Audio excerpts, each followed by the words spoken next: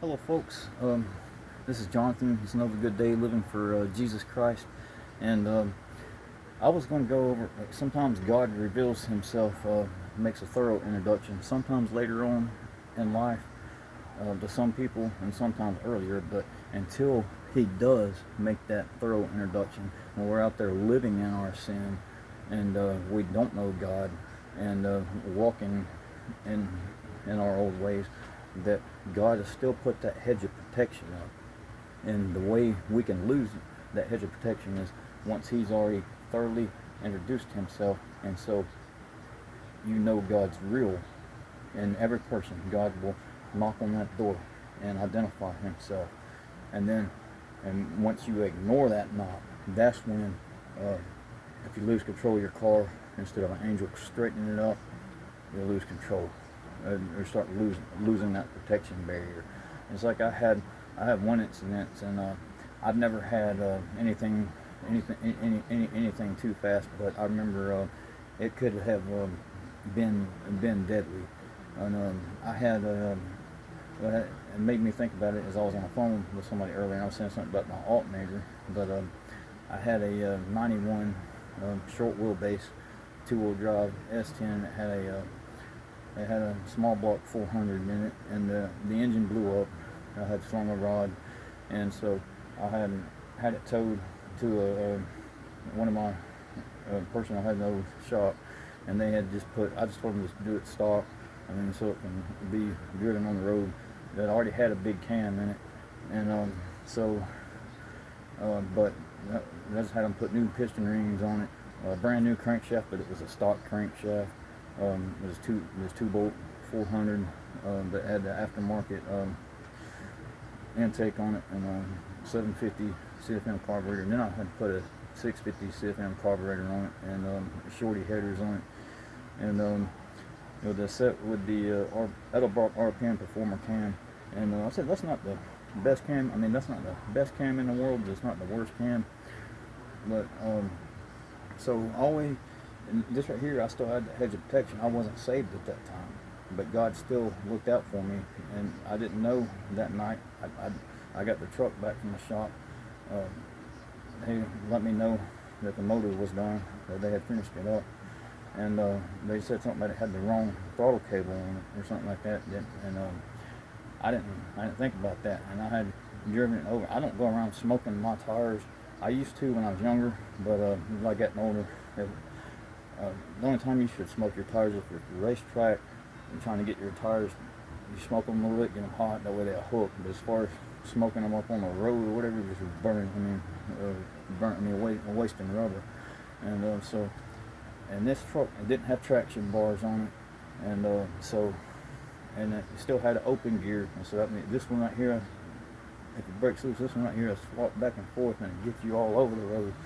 And if you don't watch it, and so I don't know how fast this truck would go. That I never ran it to the quarter mile, but before it was rebuilt, before I slung the rod the first time, my dad's motorcycle was running 14.6, and so we took off, and it had the 4-speed in it, but it had open gear, but it would smoke the tires completely through all 4 gears, and so I never hooked until 4th gear, but I was able to stay ahead of the motorcycle through a 4-gear burnout, and at the end of the quarter mile, I was still a good link or two on it. So I don't know how fast it would run. I'm guessing probably 14, because I don't even know if it'd get down the track. The traction was that bad.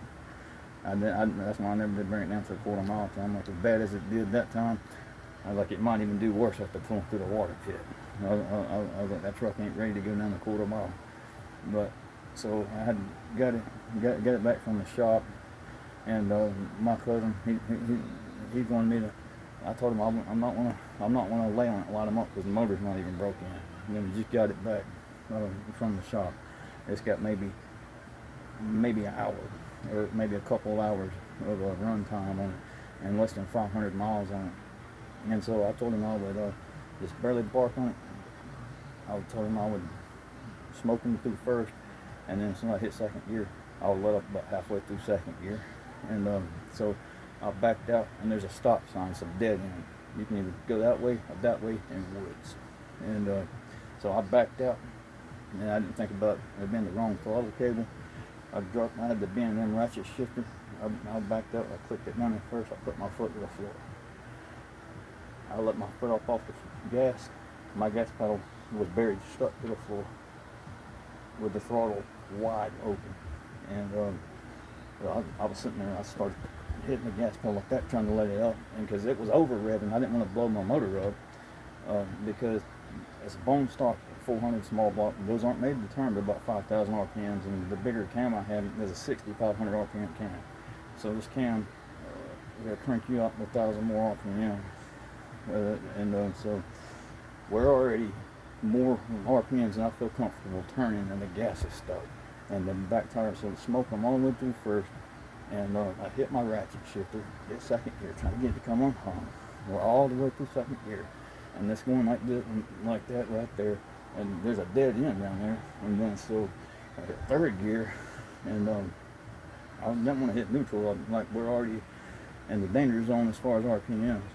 And I hit third gear, smoked me completely through third gear, and it was just starting to hook good, so I reached and cut the switch off. When I cut the switch off, the steering wheel locked up. So that's like that right there, and like that right there. And then I got the motor killed.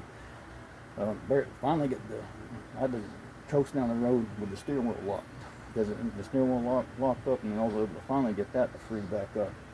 And I stopped right there. I barely made it to the dead end.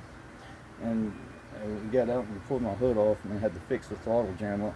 The throttle was still wide open when I had coasted to a stop, and that was the Lord's hedge of protection, keeping me from that could have been deadly.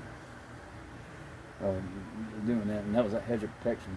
And I didn't know the Lord back then, because he wasn't introduced.